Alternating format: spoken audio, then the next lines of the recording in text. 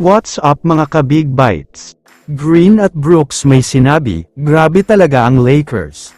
Pero bago ka sana magpatuloy sa panunood ay huwag mong kalimutang mag-subscribe sa aking YouTube channel. Isang big win na naman ang nakuha ng Los Angeles Lakers kontra sa Houston Rockets.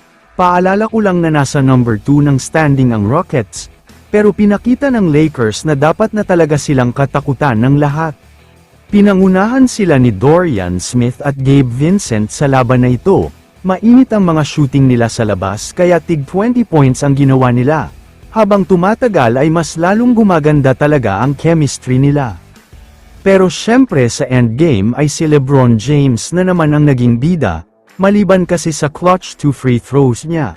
Siya pa ang gumawa ng isang defensive stop, big time block ang ginawa niya kontra kay Sengun. Kaya naman ayon kay JJ Redick, gustong-gusto daw niya na ganito ang nilalaro ng mga players niya. Yung tipong hindi na kinakabahan sa endgame, kaya masaya daw siya dahil nanalo sila sa top 2 seed na Rockets.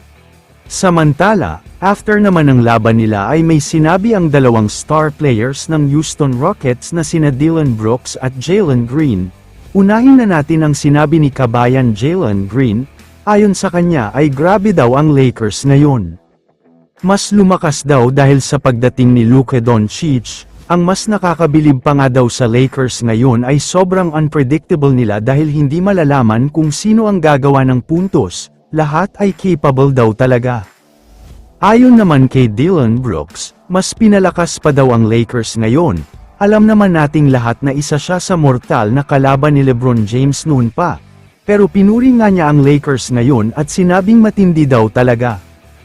Ayon pa kay Brooks, legit championship contender daw talaga ang Lakers. Pabiro pa niyang sinabi na iiwasan daw nilang makaharap ito sa early part ng playoffs, dahil kapag nangyari ito ay delikado talaga ang Rockets.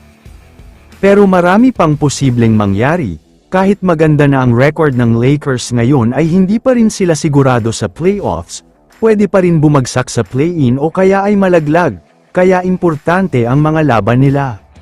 Para sa kaalaman ng lahat, isang matinding bakbakan ang mapapanood natin sa Biyernes, dahil ito na ang much-awaited at much-anticipated game of the year, bakbakan ng two hottest team na Lakers kontra Warriors kaya exciting talaga.